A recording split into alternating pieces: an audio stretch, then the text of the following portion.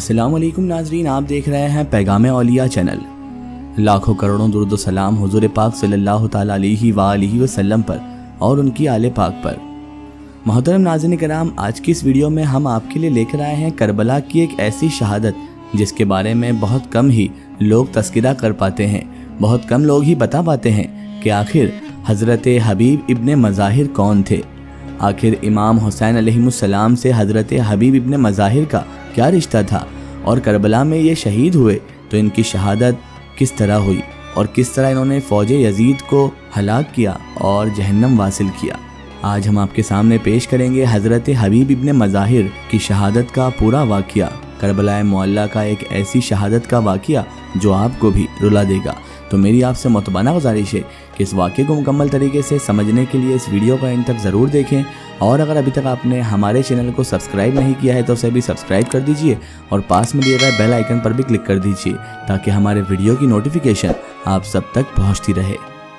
मोहतरम नाज़रीन किराम, जब इमाम अली मकाम इमाम हुसैन अलैहिस्सलाम अपनी बहनों, अपनी बेटियों, अपने घर की उन पाक औरतों और अपने जानिसार साथियों को लेकर करबला पहुंच गए तो करबला में हज़रत इमाम हुसैन अलैहिस्सलाम ने इब्ने साद मलऊन से कहा, ऐ इब्ने साद, क्या तूने शरीयत इस्लाम को बिल्कुल तर्क कर दिया है?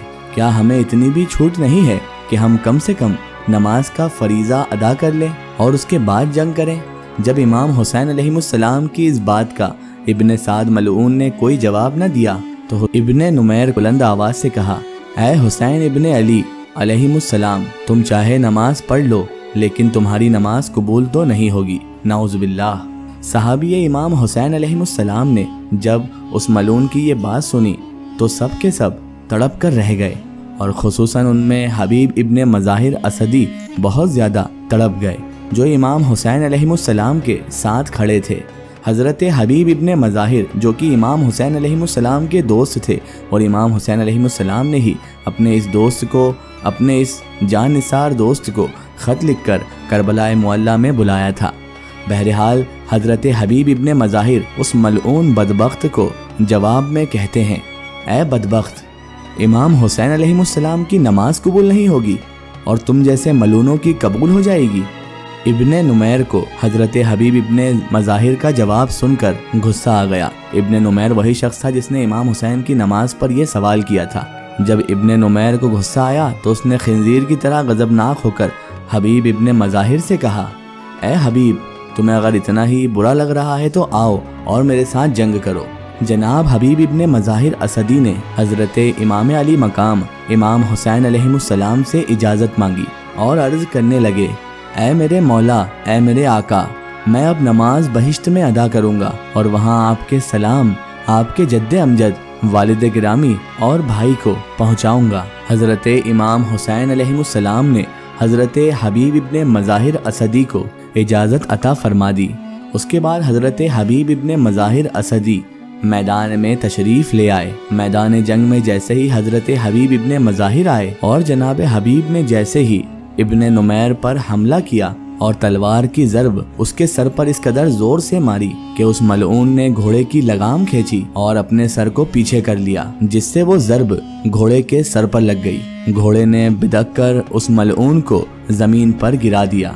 हज़रत हबीब इब्ने मज़ाहिर असदी ने आगे बढ़कर उस मलऊन के सर को जुदा करने की कोशिश की कि उस इब्ने नुमैर के साथियों ने धोखे से हबीब इब्ने मज़ाहिर के चंगल से अपने इस मलऊन साथी को छुड़ा लिया। उस वक्त हज़रत हबीब इब्ने मज़ाहिर असदी ने ये अल्फाज पढ़े, मैं हबीब बिन मज़ाहिर हूँ, मैदान का शुजा हूँ। तुम लोग तादाद में बहुत ज़्यादा हो और हम तो बहुत कम हैं, लेकिन हम तुमसे ज़्यादा ताकतवर हैं। हम तुम पर हुज्जत तमाम करते हैं और हम तुम पर हक़ को ज़ाहिर करते हैं और हम तुमसे ज़्यादा मुत्तकी हैं। उसके बाद हबीब इब्ने मज़ाहिर असदी ने फिर से हमला किया और 35 अफराद को, यानी 35 यजीदी फ़ौज के मलऊन फ़ौजियों को एक बार के हमले में ही वासिले जहन्नम कर दिया। बल्कि मोहम्मद बिन अबी तालिब की रिवायत के मुताबिक 64 मलूनों को वासिले जहन्नम कर दिया। हज़रत हबीब इब्ने मज़ाहिर असदी ने सख्त जंग की, सैकड़ों को जहन्नम वासिल कर दिया, और आप हज़रत हबीब इब्ने मज़ाहिर लड़ते लड़ते कसीर तलवारों, तीरों और नेज़ों के ज़ख्म भी کھاتے گئے، آپ کے جسم پر کئی زخم لگ گئے اور خون آپ کے جسم سے جاری رہا، جس کی وجہ سے کمزوری بڑھتی چلی گئی۔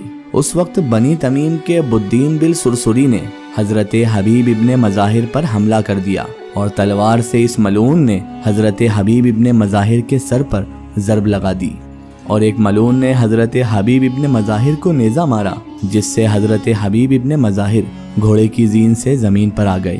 حضرت حبیب ابن مظاہر اٹھنا چاہتے تھے، مگر زخموں اور پیاس نے آپ حضرت حبیب ابن مظاہر کو نڈھال کر دیا تھا۔ آپ کی حالت سے فائدہ اٹھاتے ہوئے ابن نمیر، جو اس سے پہلے حبیب ابن مظاہر کے سامنے بچوں اور عورتوں کی طرح میدان سے بھاگ گیا تھا، اس نے دھوکے سے آ کر آپ حضرت حبیب ابن مظاہر کے سر پر تلوار کی ضرب لگا دی، اور جس ملعون نے انہیں نیزہ مارا تھا وہ بھی اپنے گھوڑے سے اتر آیا اور حضرت حبیب ابن مظاہر کا سر مبارک ان کے تن مبارک سے جدا کر دیا۔ ابن نمیر نے اس تمیمی سے کہا کہ میں حبیب کے قتل میں شریک ہوں، لہٰذا اس کا سر مجھے دے دو تاکہ میں اس کا سر گھوڑے کی گردن میں لٹکا دوں اور گھوڑے کو دوڑاؤں اور لوگ دیکھیں کہ میں نے اس قتل میں شرکت کی ہے۔ بس پھر گھوڑے کی گردن میں حضرت حبیب ابن مظاہر اسدی کا سر لٹکایا گیا اور اس ملعون نے اپنے لشکر کو یہ دکھایا اور پھر اس تمیمی کو وہ سر واپس کر دیا۔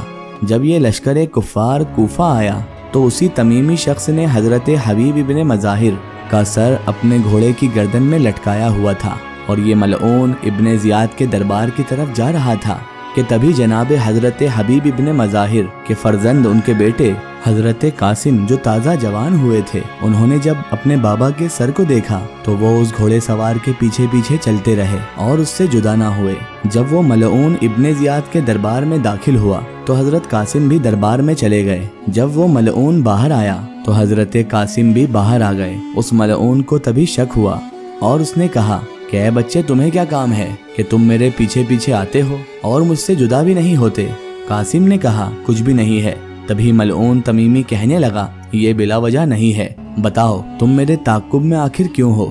حضرت قاسم نے کہا یہ سر جو تیرے گھوڑے کی گردن میں ہے یہ میرے بابا کا سر ہے، کیا مجھے تم یہ سر دیتے ہو کہ میں اس کو دفن کر دوں؟ تبھی وہ ملعون تمیمی کہنے لگا ابن زیاد مجھ سے راضی نہیں ہوگا کہ اسے دفن کیا جائے، اور میں تو ابھی اس قتل پر انعام بھی لینا چاہتا ہوں۔ حضرت قاسم جو حضرت حبیب ابن مظاہر کے فرزند تھے، انہوں نے کہا خدا تجھے بری سزا دے، کیونکہ خدا کی قسم تو نے ایسے شخص کو قتل کیا ہے جو ہر لحاظ سے تم سے بہتر تھا۔ حضرت قاسم نے اتنا کہا اور گریہ وزاری کی اور دل میں تمنا کی کہ کاش میں انتقام لے سکتا۔ بس پھر خدا نے اس کی تمنا پوری کی اور مصعب بن زبیر کی کوفہ کی گورنری کے دوران میں اس ملعون کو خود حضرت قاسم نے قتل کر کے اپنے بابا کا انتقام لے لیا۔ ناظرین محترم، یہ تھی حضرت حبیب ابن مظاہر کی شہادت اور ان کا انتقام۔ آپ کو یہ ویڈیو کیسی لگی کمنٹ سیکشن میں ضرور بتائیں، اور ہمارے چینل کو سبسکرائب کرنا نہ بھولیں۔ اس ویڈیو کو زیادہ سے زیادہ شیئر کریں اور اسے تمام تر انسانوں تک ضرور پہنچائیں۔ پھر حاضر ہوتے ہیں آپ کے لیے نئی اور بہترین ویڈیو کے ساتھ، تب تک کے لیے خدا حافظ، السلام علیکم۔